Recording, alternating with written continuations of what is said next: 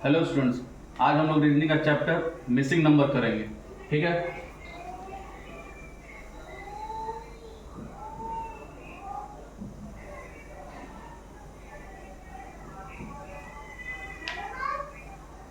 Missing number उसको कहते हैं कि एक सीरीज दे दिया जाएगा, उसमें एक नंबर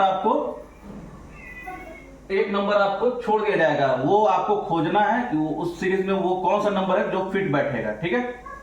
अब इसमें बेसिक्स जानते हैं कि मिसिंग नंबर बनते कैसे हैं। तो सबसे पहले बेसिक जान लेते हैं।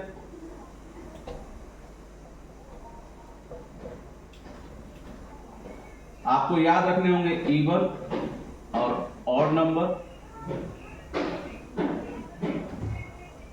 Prime, composite number. तीसरा है स्क्वायर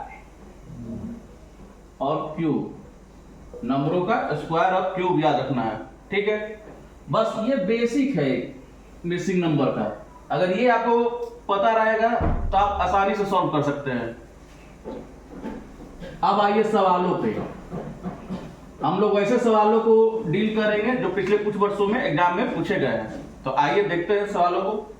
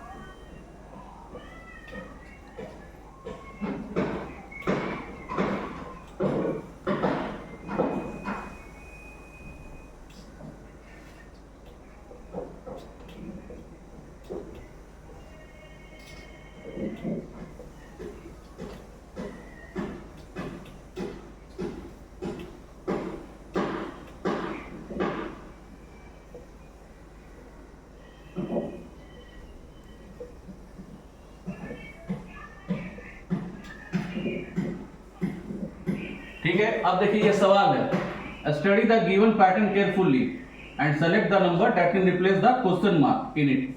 अब यहाँ पे आपको पैटर्न दे दिया गया है। अब यहाँ पे कह रहा है कि इसको ध्यानपूर्वक देखे और पढ़े और उसमें से आपको बताना है कि यहाँ पे जो क्वेश्चन मार्क है यहाँ पे कौन सा नंबर आएगा जो इस पैटर्न को फिट बैठने में मदद करेगा। अब आप देख रहे हैं कि क्वेश्चन मार्क हमारा तीसरा में है। अब आप ऐसे भी मूवमेंट कर सकते हैं, टॉप से बॉटम भी चल सकते हैं और राइट टू लेफ्ट भी चल सकते हैं। ऐसा कुछ नहीं है कि हमको ऊपर से ही नीचे या सिर्फ दाएं से बाएं, ऐसा कुछ नहीं है। आप कहीं से भी चल सकते हैं, बस आपको पैटर्न लाना है सही।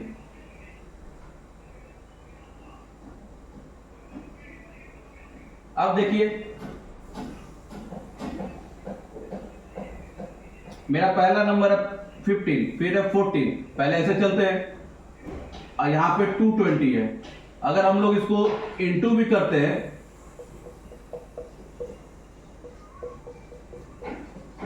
तब भी 220 नहीं आ रहा है। अगर मान ले हम लोग 180 प्लस 40 करते हैं तब मेरा 220 आएगा। ठीक है। तो क्या मेरा इसी पैटर्न पे दूसरा आएगा? अगर आता है तो फिर आपका यही पैटर्न होगा, अगर नहीं तो फिर हम लोग दूसरे पैटर्न पर चलेंगे कि कैसे आएगा। अब देखते हैं 20 इंटू 18 360। अब यहाँ पे देखिए 290 है मेरा, है कि नंबर इंक्रीज कर रहा था, यानी यहाँ पे माइनस करना पड़ेगा। वो भी कितना, यानी 70 माइनस करना पड़ेगा, जबकि मेरा यहाँ पे 40 है। ठीक है। लेकिन ये प्लस में है तो ये माइनस में जा रहा है, तो ये पैटर्न तो आपका फिट नहीं बैठ रहा है इस पे। अब हम लोग आते हैं नीचे की ओर। 15 20, यहाँ पे 11 है। अगर 15 20 माइनस भी करते हैं तब भी 5 आता है, तो 5 प्लस मान लीजिए अलग से 6 छोड़ते हैं तब 11 आएगा। यहाँ पे 18 माइनस 14 4 आएगा, तो लेकिन यहाँ पे जोड़ना पड़ेगा क्या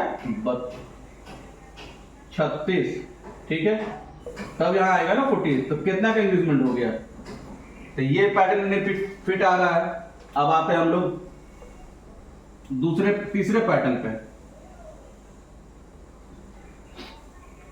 अब हम लोग ऐसे कर सकते हैं 15 इंटू 10, ठीक है, प्लस 14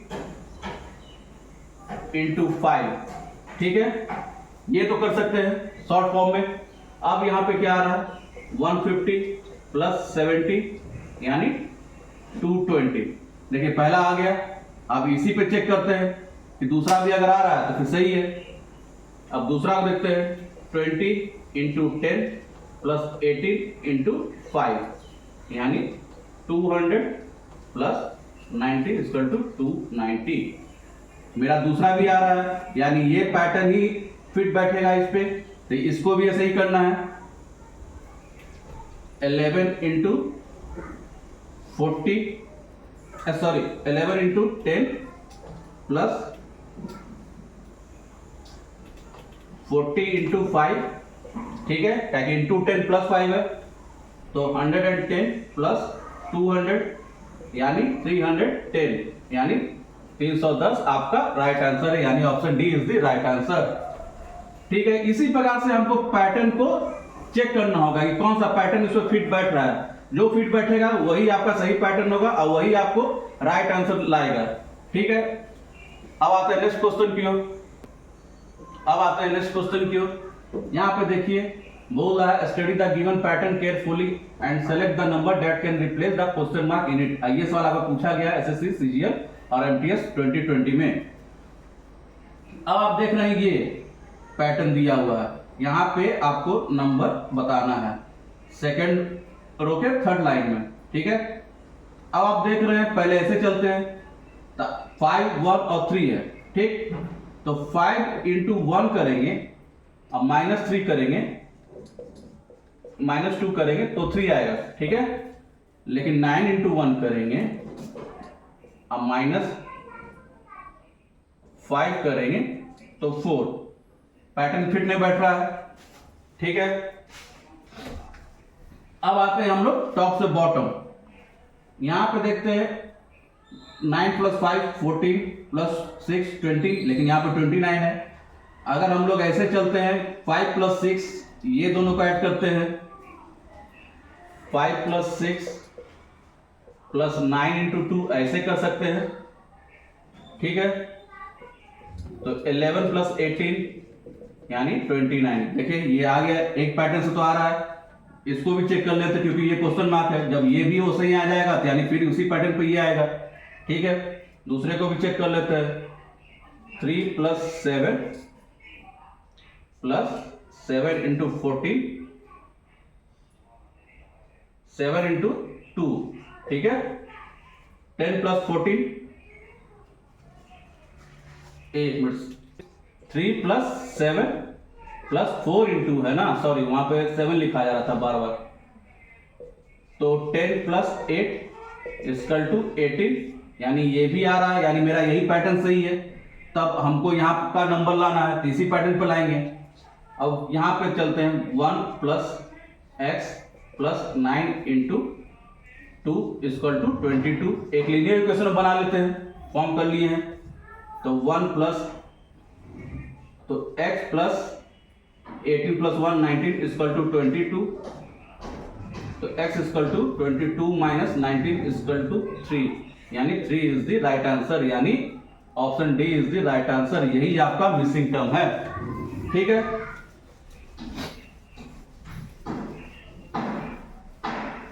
तो इसी प्रकार से मिसिंग टर्म में कुछ नहीं करना, बस आपको जो मैंने बेसिक बताया है बस उसको ध्यान में रखना है और प्रैक्टिस करना है। इसी से आपका मिसिंग नंबर एकदम आसानी से बन जाएगा। ठीक है, तो फिर प्रैक्टिस कीजिए और एग्जाम की तैयारी अच्छे से करें।